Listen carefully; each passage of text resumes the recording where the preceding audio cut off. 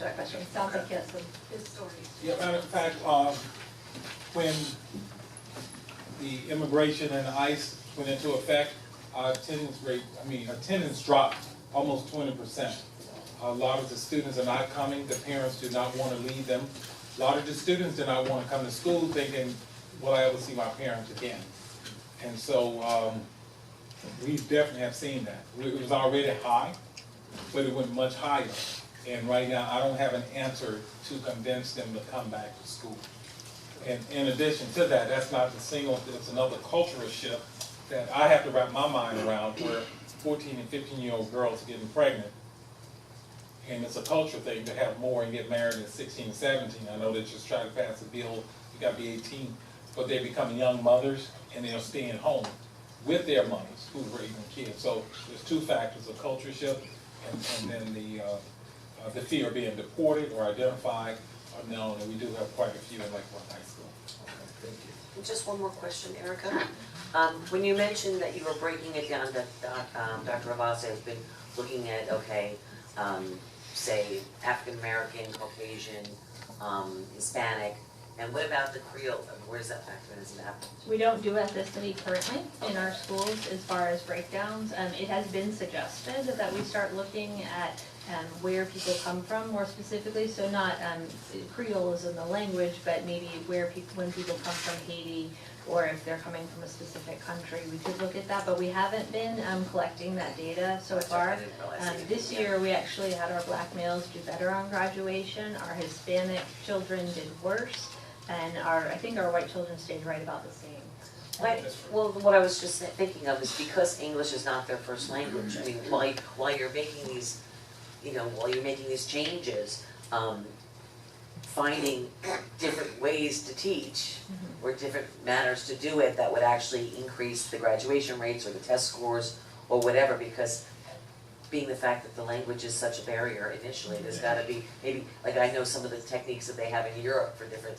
Well, we have our English language learners, which is a class that we do for our students, so we actually do keep them in there, and so they get extra support until they've learned English enough to be able to be successful.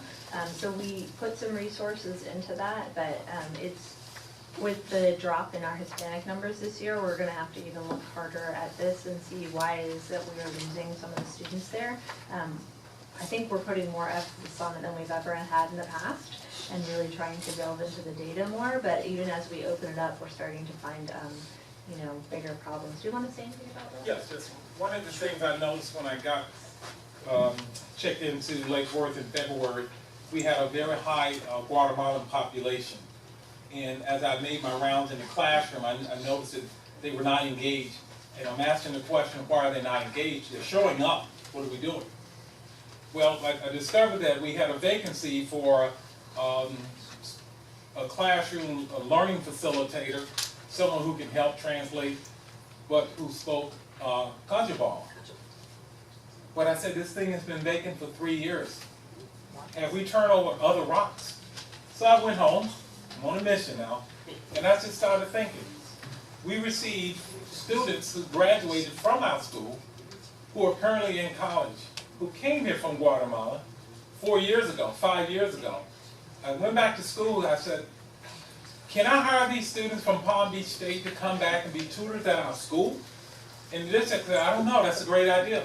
I said, why haven't you all thought about this?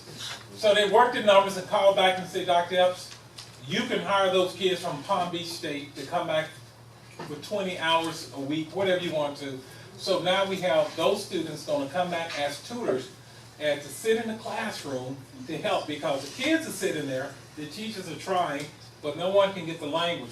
But I kept going deeper and asking why? 5 whys, you will find the root cause. Well, that's what I was trying to get to, is to say that the language is the thing, because these kids are going home and teaching their families how to speak English too. And well, we were missing a major point.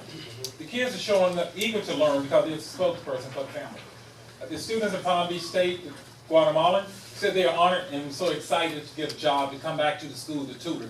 So they're going to be coming in, sit in those classrooms, so when the teacher is teaching, he or she can pull those students to the side, can translate, and I guarantee you engagement will increase, which means achievement will increase as well.